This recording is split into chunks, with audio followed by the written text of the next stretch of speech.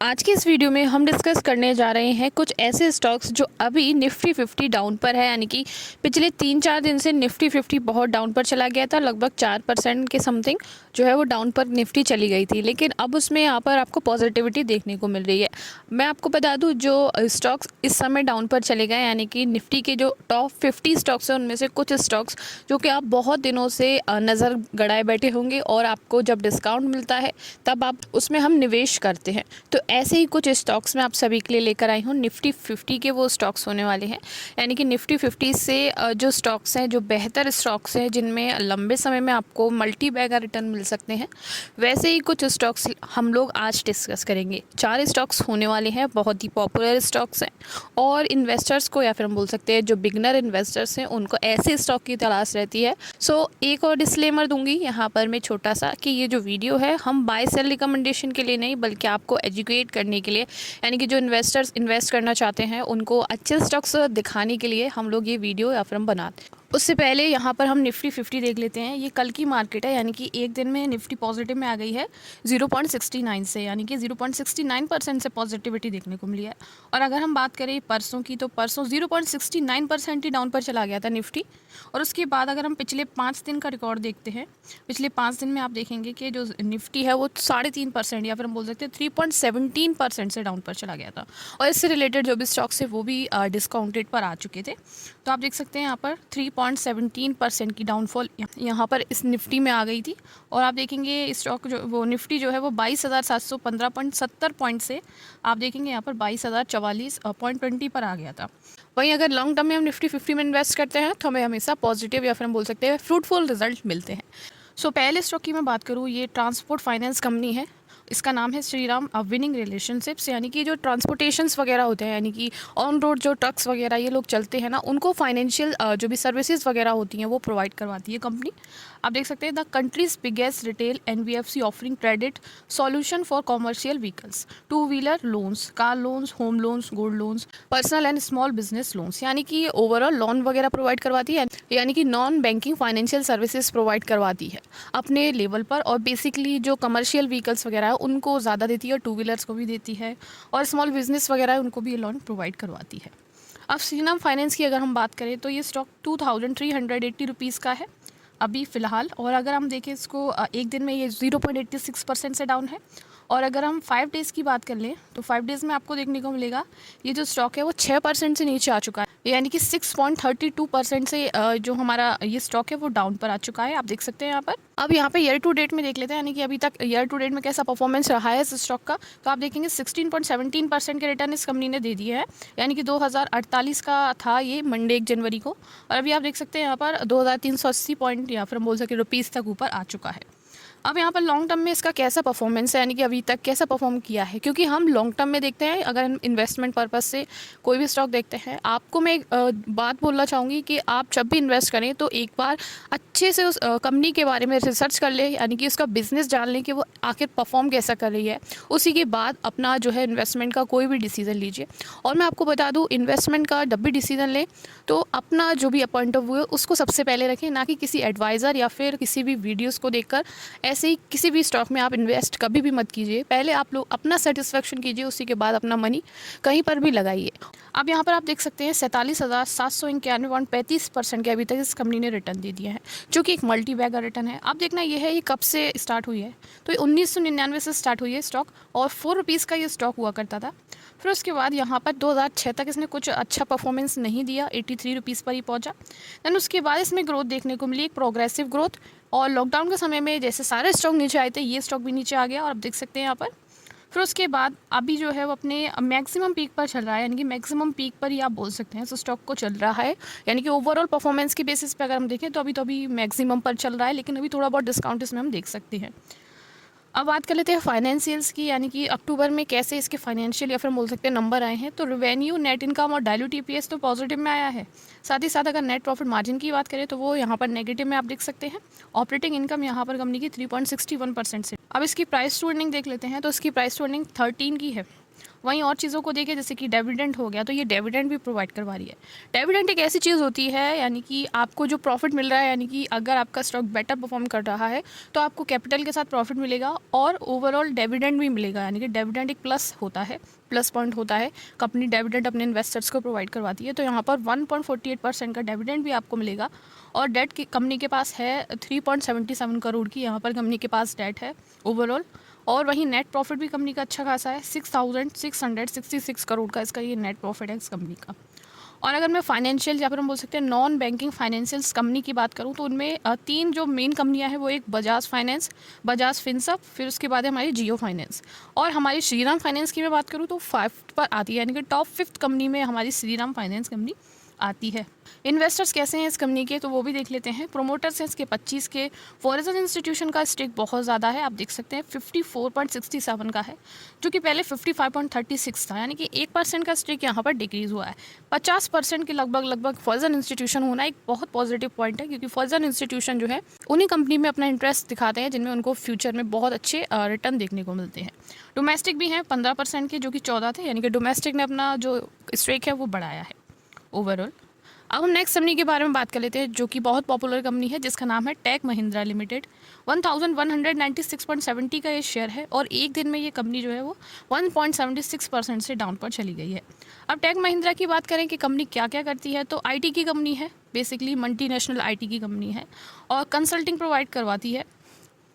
साथ ही साथ कंपनी का जो हेडक्वार्टर है वो पुणे और मुंबई में है। बाकी अभी आप देख सकते हैं 146 एम्प्लॉयज़ हैं कंपनी के और अक्रॉस 90 कंट्रीज़ के अंदर इसका कामकाज है।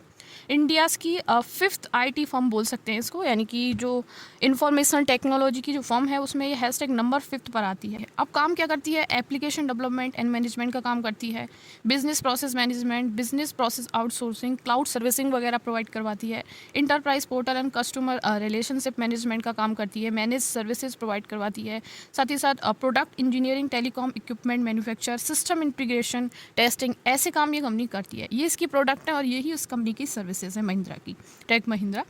तो आप देख सकते हैं। उसके बाद हम बात कर लेते हैं 5 डेज़ में कितना नीचे गया है स्टॉक, तो 6.01% से डाउन गया है स्टॉक। उससे पहले आप देखेंगे ईयर टू डेट की बात, यानी कि अभी तक जनवरी से अप्रैल तक कैसा परफॉर्मेंस रहा है, तो जनवरी से अप्रैल में भी यहाँ पर आपको नेगेटिविटी देखने को मिलेगी। 7% से स्टॉक डाउन पर आ चुका है, 7.56% से डाउन पर आ चुका है। अब मैक्स की बात कर लेते हैं, मैक्सिमम में कैसा परफॉर्मेंस रहा है कंपनी का। अभी तक कंपनी की मैं बात करूँ तो 784.95% के अभी तक कंपनी ने रिटर्न प्रोवाइड करवा दिए हैं, यानी कि ओवरऑल इतना अच्छा इसका परफॉर्मेंस रहा है। 2006 से स्टार्टिंग हुई है स्टॉक की, 135 रुपीज़ का स्टॉक हुआ करता था 2006 के अंदर, और अभी आप देखेंगे जो स्टॉक है वो उसने मैक्सिमम भी लिया है। आपको मैं बता दूं जो मैक्सिमम है स्टॉक का, आप देखेंगे यहाँ पर जो मैक्सिमम है वो लगभग कंपनी का 2020 के बाद हुआ है। 2020 में 529.65 रुपीज़ का स्टॉक हो गया था 22 मई 2020 को, और आप देखेंगे इसका जो मैक्स है वो लगभग 1790.55 का इसका जो है मैक्स है, और अभी ऑल टाइम हाई से यानी कि अपने मैक्सिमम से 29.64% ये स्टॉक डाउन पर है। आप देखेंगे इसके जो फाइनेंशियल्स हैं कंपनी के वो अभी नेगेटिव में है। आप देख सकते हैं सारे ही financials, revenue, net income, dilute EPS वगैरह सब कुछ नेगेटिव में है, यानी कि ये क्वार्टरली फाइनेंशियल्स है दिसंबर की, वो नेगेटिव में है। मार्केट कैप इसका है 1,16,752 का। वहीं स्टॉक की प्राइस टू अर्निंग है 41.5 की। जैसे कि हमारी ROC और ROE की बात करूँ 22.1% की ROC है, 20 और 17.6% की यहाँ पर रिटर्न ऑन इक्विटी है। डेट टू इक्विटी की बात कर लेते हैं 0.10% की यहाँ पर डेट टू इक्विटी है। प्रमोटर्स कंपनी के पास 35 के हैं, वहीं फॉरेन इंस्टीट्यूशन यहाँ पर 24% के हैं, डोमेस्टिक इंस्टीट्यूशन 28% के हैं। फॉरेन और डोमेस्टिक मिलाकर हम देखें तो यहाँ पर लगभग 50% का हो रहा है, जो कि प्रमोटर से ज़्यादा है। ऐसी कंपनीज बहुत अच्छी होती हैं क्योंकि फॉरेन इंस्टीट्यूशन वगैरह हमेशा देख कर ही अपना जो कंपनी है उसको चुनते हैं।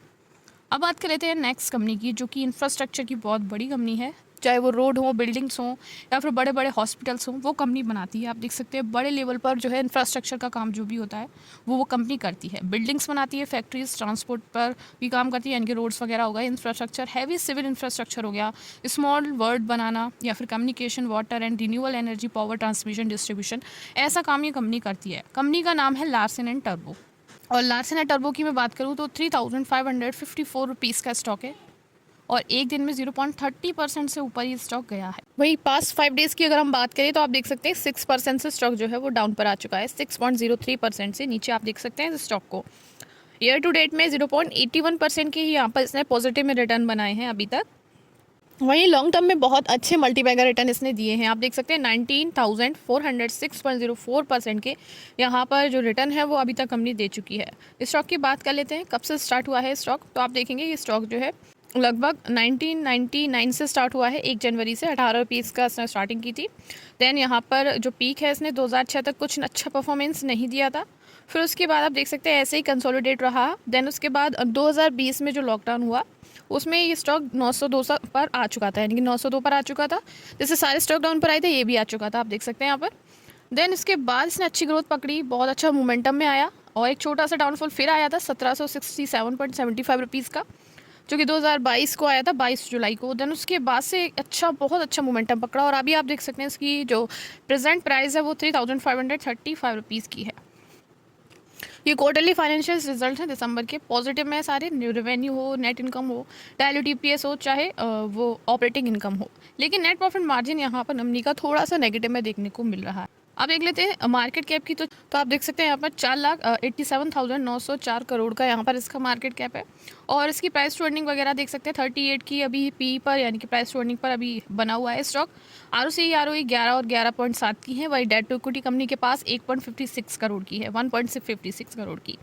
नेट प्रॉफिट कंपनी का है 14,993 करोड़ का यहाँ पर इसका नेट प्रॉफिट है। प्राइस टू अर्निंग 39 की है। वहीं FIIs और DIIs का जो कंसंट्रेशन है वो बहुत ज़्यादा है, आप देख सकते हैं 24 यहाँ पर FIIs है, वहीं 38 के यहाँ पर डोमेस्टिक इंस्टीट्यूशन है। गवर्नमेंट का स्टेक भी है 0.23% का। पब्लिक यहाँ पर 37% की पब्लिक अवेलेबल है, यानी कि कोई प्रमोटर्स नहीं है, सिर्फ फॉरेन इंस्टीट्यूशन और डोमेस्टिक इंस्टीट्यूशन का मिलाकर हम देखते हैं तो 50 के प्लस हो रहा है यहाँ पर। अब हम नेक्स्ट कंपनी के बारे में डिस्कस कर लेते हैं, जो कि lending asset management, wealth management and insurance की कंपनी है।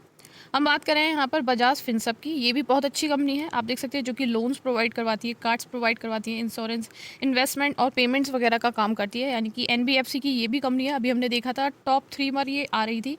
तो बजाज फिनसर्व की मैं बात करूँ तो बजाज फिनसर्व 1618.60 रुपीज़ का स्टॉक है और पास्ट 5 डेज़ की मैं बात करूँ 4.85% से नीचे आ चुका है स्टॉक। ईयर टू डेट में 3.45% से डाउन पर आ चुका है स्टॉक। मैक्स की बात कर लेते हैं। मैक्स में अभी तक इसने कैसा परफॉर्मेंस दिया है तो आप देख सकते हैं यहाँ पर 1179.83% के रिटर्न अभी तक इसने बनाए हैं। और आप देखेंगे यहाँ पर स्टार्टिंग में ये स्टॉक जो है 2008 में 30 मई को ये 126 रुपीज़ का स्टॉक था, 126.47 का। देन 2015 के अंदर आप देख सकते हैं 352.52 रुपीज़ का स्टॉक था 1 अक्टूबर तक। देन उसके बाद इसमें अच्छा मोमेंटम हमें देखने को मिला और अगर पीक की बात करें तो 1874.45 का यहाँ पर इसने पीक लिया था 2020 के अंदर, लॉकडाउन से पहले 2020 में। देन लॉकडाउन के समय में ये भी स्टॉक डाउन पर चला गया था, 944 रुपीज़ का स्टॉक हो गया था। देन टॉप की बात करें तो टॉप में 3518.80 रुपीज़ का स्टॉक था। ये टॉप की बात कर लेते हैं, यानी कि अभी तक ऑल टाइम हाई की हम बात कर रहे हैं और अपने ऑल टाइम हाई से अभी नीचे है स्टॉक। आप देख सकते हैं 56.62% डाउन पर ये स्टॉक हमें देखने को मिल रहा है। इसकी भी क्वार्टरली फाइनेंशियल सारे पॉजिटिव में है एक्सेप्ट नेट प्रॉफिट मार्जिन को।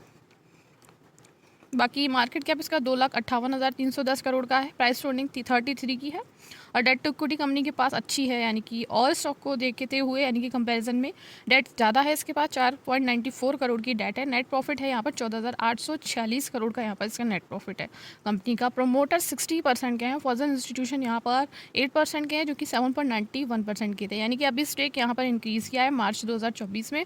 और DIIs ने यहाँ पर अपना स्टेक थोड़ा सा कम किया है मार्च 2024 के अंदर। पब्लिक की कंसंट्रेशन भी अच्छी है 23% की और अदर्स की बात कर लेते हैं 0.18 के हैं। तो यहाँ पर 2 NBFC की कंपनी थी, एक कंस्ट्रक्शन की कंपनी थी और एक अदर कंपनी थी। तो ये कंपनीज जो हैं वो बहुत अच्छी हैं, जिनमें आप अगर देखना चाहते हैं तो देख सकते हैं। तो thank you so much for watching, मिलते हैं नेक्स्ट वीडियो में।